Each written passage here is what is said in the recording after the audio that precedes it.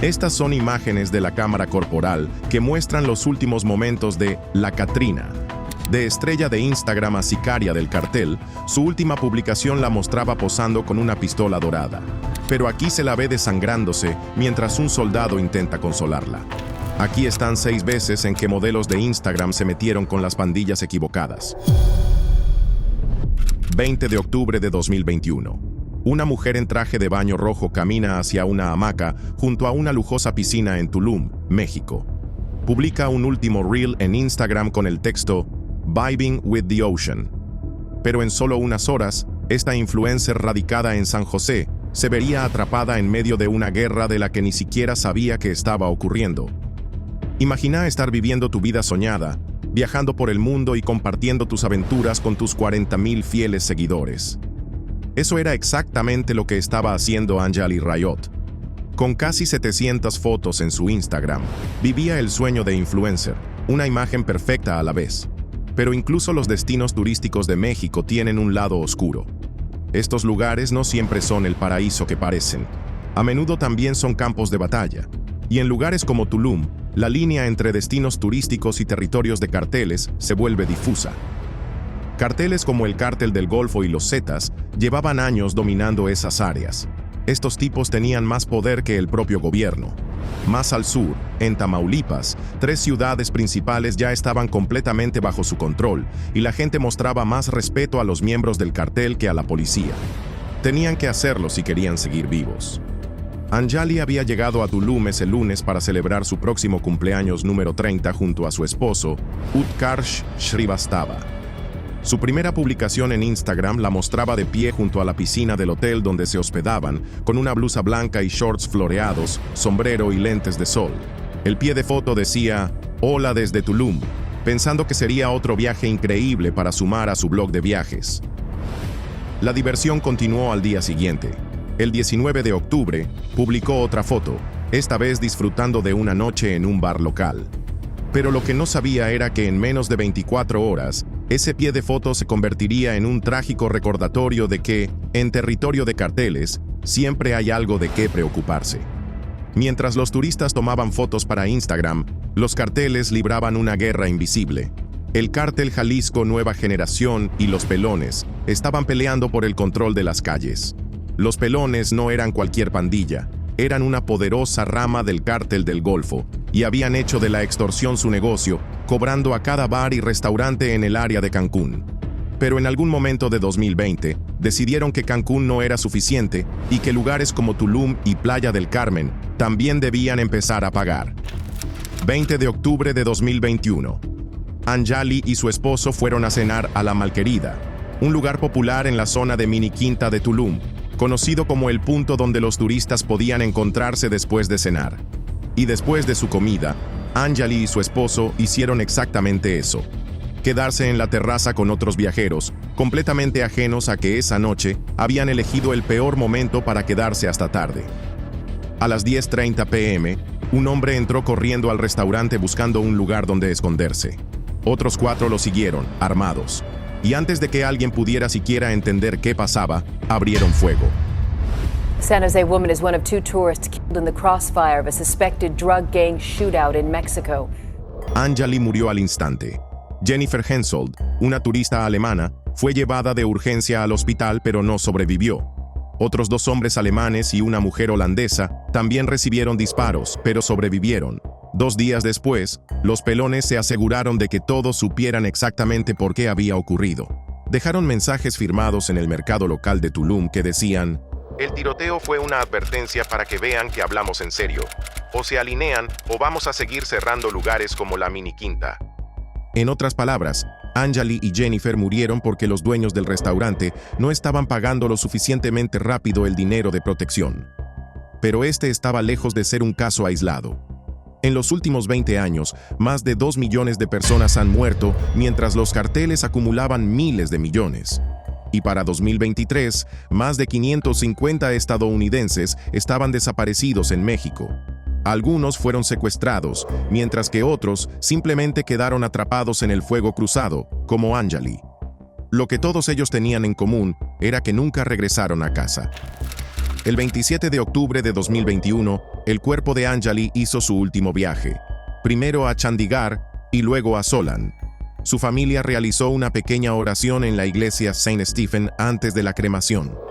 Su padre luego contó a los periodistas cómo Anjali los había visitado solo unos meses antes, después de completar un curso de diplomado, y que no tenían idea de que sería la última vez que verían a su hija. Hoy en día, su cuenta de Instagram sigue activa, y esas 700 fotos de viaje cuentan la historia de una mujer que vivió para la aventura. Ese último reel junto a la piscina, las bebidas en Funky Geisha, el pie de foto Worry Less, todas parecían instantáneas del paraíso, hasta el momento en que el paraíso mostró los dientes. Pero mientras algunas modelos de Instagram terminan atrapadas en las guerras de carteles por accidente, otras se lanzan de cabeza a ese mundo peligroso, esperando un final muy distinto al que encuentran. 2023, Bogotá, Colombia. Una joven con el pelo recién teñido alquila un pequeño cuarto en las afueras de la ciudad, intentando mezclarse con la multitud. Solo unos meses antes, había estado viviendo la buena vida como novia de un líder de cartel, pero ahora estaba huyendo por su vida. Con apenas 27 años, logró convertirse en una de las criminales más buscadas de Sudamérica. Pero Wanda del Valle Bermúdez no empezó así. Nacida en Perú, era solo otra chica tratando de sobrevivir en un país donde los carteles tenían más poder que el propio gobierno. Era un lugar donde la corrupción estaba en todas partes, desde negocios hasta migración. Si había dinero de por medio, probablemente alguien estaba cobrando bajo la mesa. Todo cambió para Wanda cuando conoció a Christopher Fuentes, pero todos lo llamaban Maldito Chris. Y había muy buenas razones para ese apodo.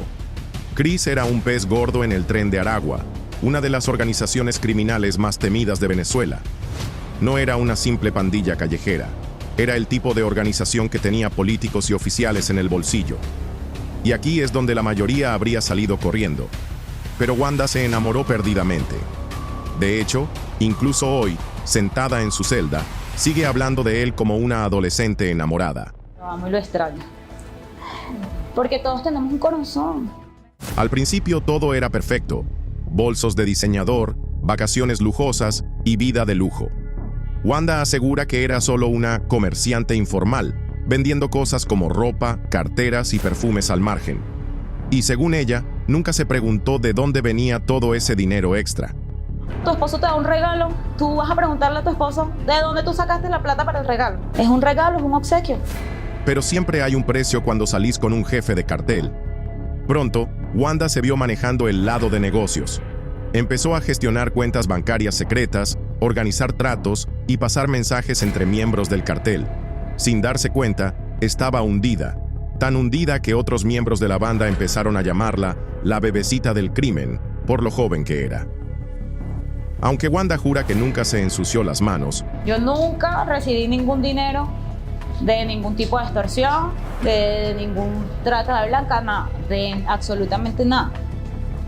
no tuvo reparos en echarle la culpa a Christopher. Hay videos de Christopher disparando, hay videos de Christopher atracando, hay videos de Christopher en muchas cosas. Porque yo tampoco me voy a poner, lo voy a poner como el bueno, no. Sin embargo, las autoridades pintan un cuadro muy distinto. Dicen que esta novia inocente en realidad coordinaba envíos de droga, manejaba redes de extorsión y lavaba millones en dinero del narcotráfico. Pasó de contar el dinero sucio de otros a hacer el suyo propio. Luego, en 2023, todo se vino abajo. Durante una persecución policial, Maldito Chris se enfrentó en un tiroteo con el coronel Víctor Reboredo. Cuando el humo se disipó, Chris estaba muerto y el mundo de Wanda se derrumbó. Pero en lugar de alejarse de la vida de cartel, se metió aún más profundo. Puso precio a la cabeza del coronel Reboredo, suficiente dinero como para atraer a sicarios serios. Pero el sicario fue capturado antes de poder hacer el trabajo, y de repente Wanda se encontró ella misma con un objetivo sobre su espalda. Se tiñó el cabello, aunque ella sigue diciendo que fue porque a Christopher le gustaba así, y trató de desaparecer en Colombia. Pero cuando tenés al FBI trabajando con policías de varios países para encontrarte, no hay muchos lugares donde esconderse. La cacería de Wanda se convirtió en una operación internacional. Comenzaron a llegar pistas de todas partes. Gente que decía haberla visto en distintas ciudades, rumores sobre dónde podría estar escondida. Diciembre de 2023, Usme, Colombia. Agentes federales rodean un pequeño edificio de apartamentos en este barrio pobre del sur de Bogotá. Y dentro, la mujer a la que llevaban meses buscando estaba a punto de recibir una llamada de atención que nunca imaginó. En sus fotos de arresto, Wanda ya no lucía ropa de diseñador. De hecho, parecía alguien que simplemente intentaba pasar desapercibida. Pero incluso después de todo, incluso con un hijo esperándola en Perú, Wanda sigue defendiendo sus decisiones. Es un niño que me ama y que me hace llorar porque me dice, mamá, tú eres todo menos lo malo. Hoy está en una prisión colombiana, esperando enfrentar la justicia en Perú. Pasa su tiempo dando entrevistas, intentando convencer a todos de que solo era una novia que se metió demasiado. Yo estoy aquí con mi frente en alto. Sí tengo miedo de ser extraditada, tengo miedo de que mi vida corra peligro. Yo le pido perdón de mi parte a las personas que él le causó daño. Pero entre la recompensa por la cabeza del coronel, los millones de dinero lavado y toda la evidencia que la policía tiene en su contra, cada vez es más difícil creerle a la bebecita del crimen. Ahora bien, si Wanda aprendió por las malas lo que significa meterse con carteles, nuestra siguiente historia muestra lo que pasa cuando no se aprende en absoluto. 10 de enero de 2020, La Bocanada, México. Un helicóptero atraviesa el cielo, transportando a una mujer moribunda. Tiene 21 años, apenas una adulta, y se está desangrando por una herida en el cuello. Solo unas horas antes, había sido una de las líderes de cartel más temidas de México, pero ahora estaba luchando por sus últimos alientos. Para entender cómo María Guadalupe López Esquivel pasó de ser la hija de un campesino a morir en un helicóptero del gobierno, tenemos que volver al principio. 2017, Tepalcatepec, México. La hija de un campesino y una ama de casa se sienta frente al televisor, fascinada por programas sobre poderosos capos de la droga. Su favorito es La Reina del Sur, mientras que la mayoría veía esas series como advertencias sobre los peligros de la vida narco. La joven María las veía como un manual de poder. Así que, con apenas 18 años, María tomó una decisión que lo cambiaría todo. Huyó de casa para unirse al cártel Jalisco Nueva Generación. Bajo el liderazgo de El Mencho, habían pasado de ser humildes productores de aguacate a convertirse en el cartel más temido de México. For the first time, cartel kingpin El Mencho tonight is a $15 million man. That is the U.S. government reward just increased and placed on the head of Ruben Oseguera Cervantes, alias El Mencho. He's a very powerful trafficker in Mexico, and he has cells all over the world. He's a person that we would consider as public enemy number one. Para María, entrar a la vida de cartel significaba que no había vuelta atrás. Pero eso no parecía molestarle en absoluto. En cambio, creó una nueva identidad, la Catrina, en honor a la icónica dama esqueleto de la muerte en México. Pronto, su perfil de Instagram se convirtió en una ventana a la vida del cartel. Solía publicar fotos posando con armas o luciendo joyas caras. Y entre publicación y publicación, se estaba transformando en algo mucho más peligroso que un simple miembro del cartel. La mayoría de los jóvenes sicarios empiezan desde abajo, pero la Catrina era diferente. Su ascenso fue meteórico. En menos de un año ya lideraba su propio grupo de sicarios, y no dudó en usarlos. 14 de octubre de 2019, Aguililla, México. La Catrina demuestra exactamente por qué el CJNG es tan temido. Planifica y ejecuta una de las emboscadas contra las fuerzas del orden más sangrientas de la historia reciente de México. 14 agentes muertos y otros 9 heridos. La Catrina abrazaba la violencia, supervisando personalmente sesiones de tortura y planeando ataques. Sus historias de Instagram pasaban de tutoriales de maquillaje a entrenamientos con armas. Un día mostraba su última compra, al día siguiente coordinaba envíos de droga. Pero el karma es como un boomerang.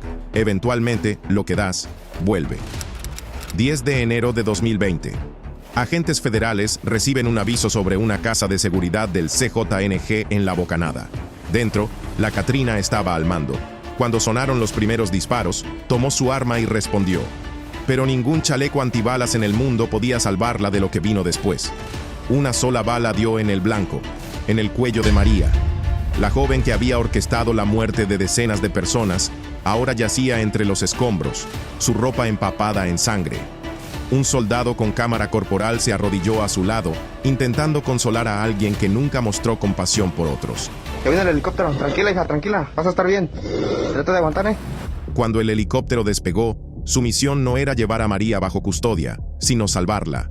Pero la Katrina nunca llegó al hospital. Murió en pleno vuelo.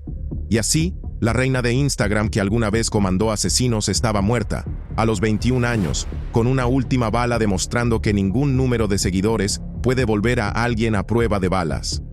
Hoy en día, el Instagram de la Katrina ha sido eliminado, pero sus fotos aún circulan. Ropa de diseñador y armas doradas. Pero hay un último video que no encaja con sus cuidadas publicaciones. Imágenes de sus últimos momentos, desangrándose en el suelo mientras un soldado intentaba consolarla. Dos caras de la misma historia, una filtrada a través de Instagram, la otra a través del lente implacable de la realidad. Pero mientras los últimos momentos de la Katrina quedaron grabados en cámara, nuestra próxima reina del cartel fue descubierta solo en pedazos. 13 de abril de 2015, Matamoros, México. 3 hieleras de cerveza están en la parte trasera de una camioneta abandonada cerca de la frontera con Texas. En su interior, las autoridades mexicanas están a punto de hacer un descubrimiento que los dejará estremecidos hasta lo más profundo. Pero lo más escalofriante no es solo lo que encuentran, sino que solo pueden identificar a una de las víctimas gracias a un único tatuaje en lo que quedaba de su brazo. Un tatuaje que simplemente decía «niño». Pero para entender cómo una adolescente terminó desmembrada en una hielera, tenemos que volver al principio. Tamaulipas, México, principios de los años 90. Mientras otras niñas jugaban con muñecas, Jocelyn Alejandra Niño aprendía una dura lección sobre la vida en territorio de cartel. O te convertís en presa o en depredador. Y Jocelyn eligió convertirse en el depredador más temible posible. El cártel del Golfo dominaba las calles desde antes de que Jocelyn naciera. No era cualquier organización criminal. Ellos fueron quienes entrenaron a los infames Zetas, posiblemente los asesinos más brutales que México haya visto. Y para cuando Jocelyn llegó a la adolescencia, ellos estaban buscando nuevos reclutas. La mayoría de las chicas que entraban al cartel recibían roles sencillos, ser vigías, contar dinero o quizá atraer a miembros de bandas rivales. Pero Jocelyn, que ahora era conocida como La Flaca, tenía otros planes. No solo aprendió a disparar, se destacó en ello. Mientras sus excompañeras se preparaban para graduarse de la secundaria, La Flaca ya estaba planificando operaciones tácticas y liderando su propia célula de sicarios dentro de los Ciclones, la facción más temida del cártel del Golfo. Pero en 2015, La Flaca cometió un error fatal. Apareció una foto en internet, solo una imagen, pero que sellaría su destino. Ahí estaba ella, una joven con una sonrisa inocente, sosteniendo despreocupadamente un fusil de asalto modificado. La imagen explotó en las redes sociales, y la gente no podía creer que alguien que parecía tan normal pudiera ser parte de un cartel. En el pasado, los miembros del cartel podían operar sin ser molestados. Pero en la era de las publicaciones virales y las cámaras de los teléfonos, el rostro de La Flaca estaba de repente en todas partes. Una facción rival, llamada Los Metros, vio su oportunidad y compartió la foto apenas la consiguieron, asegurándose de que llegara a cada sitio que rastreaba el crimen en México. 12 de abril de 2015. Tamaulipas, México. La Flaca y 2 de sus asociados desaparecen sin dejar rastro y nadie vuelve a saber de ellos durante 24 horas. Algunos dicen que escapó a Texas, otros afirman que se escondió.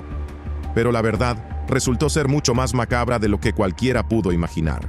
A la mañana siguiente, las autoridades encuentran las 3 hieleras en la parte trasera de una camioneta abandonada, y la brutalidad de lo que había adentro dejó a todos impactados. El cuerpo de La Flaca había sido desmembrado, y junto a las hieleras, un mensaje dirigido a todos los miembros de los Ciclones, señalándolos directamente por permitir que mujeres ascendieran en sus filas. Pero en las rivalidades entre carteles, nada es simple. Se esparcieron rumores de que La Flaca no fue asesinada por los Metros, sino por otra sicaria conocida como La Gladys, del cártel de los Zetas. Algunos creen que fue algo personal, pero otros opinan que, al final del día, no fue más que negocios como siempre. Pero la verdad murió con La Flaca en esas hieleras. Hoy, el Cártel del Golfo sigue reclutando adolescentes, ofreciendo las mismas falsas promesas de poder y respeto que atrajeron a la flaca. Apuntan a jóvenes porque saben que son más fáciles de controlar y más dispuestos a correr riesgos. Al final, la foto viral de la flaca, aquella donde aparecía orgullosa con su arma, se convirtió en su legado final. Esa sonrisa inocente en su famosa foto cuenta una historia, pero esas hieleras cuentan otra. Y en algún punto entre ambas está la verdad sobre una adolescente que pensó que podía ganarle a los carteles en su propio juego, hasta que el juego la alcanzó. La flaca eligió la vida del cartel y pagó con su vida. Pero nuestra siguiente reina de belleza se casó con ella, y hoy quizá desearía no haberlo hecho. 22 de febrero de 2021. Aeropuerto Internacional Dulles, Virginia. Una mujer vestida con ropa de diseñador camina con confianza por la terminal. Pero en cuestión de minutos, agentes federales la esposarán, y la mujer conocida como la Kardashian de Sinaloa cambiará sus bolsos Prada por un uniforme de prisión. Pero atrapar a la realeza del cartel no es fácil. Requiere años de vigilancia, paciencia y de registrar cada pequeño error que cometen. Y Emma Coronel había estado cometiendo unos cuantos. 2007. Canelas, México. Una adolescente sube al escenario del certamen de belleza de la Feria del Café y la Guayaba. Pero no era cualquier concurso, y Emma Coronel no era cualquier concursante. Porque cuando tu tío es uno de los sicarios más temidos de México, y tu padre maneja operaciones para el cártel de Sinaloa, incluso un concurso de belleza de pueblo se convierte en algo muy diferente. Esa noche, 6 aviones aterrizaron en Canelas y 200 hombres armados en motocicleta escoltaron nada menos que a Joaquín, el Chapo Guzmán, el narcotraficante más poderoso del mundo. Él tenía 50 años, Emma apenas 17. Y como cualquier esposa enamorada, hoy recuerda ese momento con cariño. En una entrevista dijo: Él estaba bailando con otra chica, yo estaba bailando con mi novio. En ese momento yo tenía novio. Y nos cruzamos justo en el centro de la pista. Él me sonrió de manera coqueta. Al rato, una persona me dijo: el señor pregunta si quiero bailar con él. Yo le dije que sí. En cuanto Emma cumplió 18, se casó con el Chapo en una ceremonia que parecía más una operación militar que una boda. La lista de invitados incluía decenas de funcionarios de alto rango, políticos y suficientes miembros armados del cartel como para comenzar una pequeña guerra. Pero mientras la mayoría de las esposas de cartel mantenían un perfil bajo, Emma tenía planes mucho más grandes. Para 2019, ya se había convertido en una estrella de redes sociales, presumiendo su riqueza ante sus casi 800,000 seguidores en Instagram. Pero no lo hacía solo por ostentación. Emma también estaba construyendo su propio imperio de moda, usando el nombre de su esposo como marca. Porque sin importar los crímenes horrendos de los que acusaban a El Chapo, Emma nunca lo vio como el monstruo que describían los fiscales. Incluso mientras testigos subían uno tras otro al estrado detallando sus brutales actos de violencia, Emma seguía defendiéndolo. Pero pues obviamente hay que recordar que esas son personas que les dieron vida, ¿no? Entonces pues ellos van a decir cualquier cosa o para tener algún beneficio, entonces pues no me clavo mucho en... Eso fue Emma en 2019, minimizando los testimonios sobre cómo su esposo torturaba y enterraba personas vivas. Durante el juicio de El Chapo, Emma estuvo sentada en la corte cada día en solidaridad con un hombre que los fiscales habían probado que era uno de los capos más brutales de México. Y cuando los testigos describieron cómo dejaba cuerpos desmembrados como advertencia, Emma ni siquiera se inmutó. Octubre de 2019, Corte Federal de Brooklyn. Se leen en voz alta mensajes de texto entre Emma y El Chapo. Conversaciones casuales sobre envíos de droga y asesinatos. En uno de esos mensajes, incluso bromean sobre armar a su hija de 7 años. Nuestra Kiki es valiente. Le voy a dar un AK-47 para que ande conmigo. Pero ser una esposa leal no era lo único que Emma tenía para ofrecer. 11 de julio de 2015. Prisión de Altiplano, Almoloya de Juárez, México. El Chapo realiza su ya infame fuga por un elaborado túnel debajo de su celda. This is the moment Joaquín El Chapo Guzmán makes the Mexican government look ridiculous. At one point, he appears to bend forward, focusing on something in the floor of the shower. Then, he sits down, appearing to remove his sandals. And then, he vanishes. Fue la fuga que sorprendió al mundo entero, y Emma estuvo involucrada en cada paso del camino. Resulta que el túnel conducía directamente a un terreno donde Emma acababa de, casualmente, comprar una propiedad. Y ese ni siquiera fue su único intento de ayudarlo a escapar. La DEA descubriría después que Emma había pagado un soborno de $2 millones a un funcionario de prisión, tratando de lograr que el Chapo fuera trasladado de nuevo a Altiplano, la misma prisión de la que ya se había fugado antes. Pero, lamentablemente para ella, el Chapo fue extraditado a Estados Unidos antes de que el plan pudiera concretarse.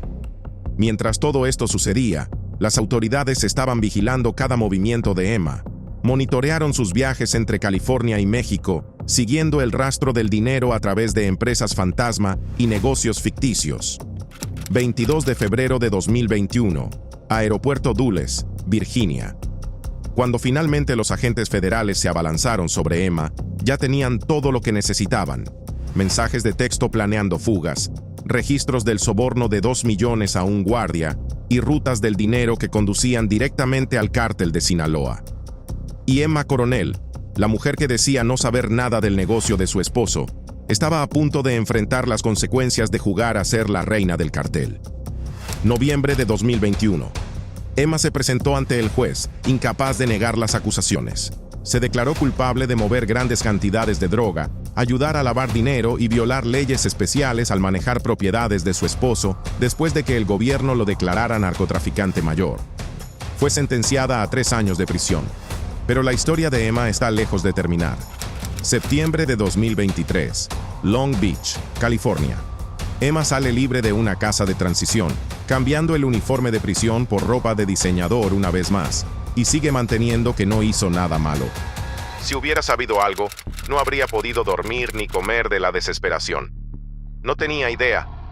Pero 3 años de prisión podrían ser la menor de sus preocupaciones.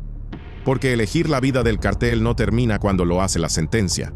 Y mientras el Chapo pasa sus días en una celda de máxima seguridad, Emma pasará el resto de su vida mirando por encima del hombro, sabiendo que sus decisiones del pasado han puesto no solo su vida, sino también la de sus hijas gemelas, en un mundo del que nunca podrán escapar del todo. La esposa de El Chapo sigue fingiendo inocencia hasta hoy, pero nuestra siguiente historia dejó en claro que todos supieran exactamente de qué era capaz. 20 de septiembre de 2015, Aeropuerto Internacional de Cabo San Lucas. En Instagram, ella parecía una mujer más. Publicaba montones de selfies junto a fotos de su familia. Pero al desplazarse un poco más, aparecían publicaciones presumiendo sus armas de alto poder favoritas. Este era el perfil de Melissa "La China" Calderón, y en cuestión de minutos, los agentes federales se asegurarían de que no volviera a publicar otra foto nunca más. 2005, México. La China era apenas una joven de 20 años que se unía al cártel de Damaso, una de las muchas ramas dentro de la organización de Sinaloa, y tenía la intención de escalar hasta la cima. Y pronto descubrió algo crucial. En el mundo del cartel, si los hombres no te respetan, siempre podés hacer que te teman. A los 24 años, la China ya comandaba a todos los sicarios del cartel en Baja California.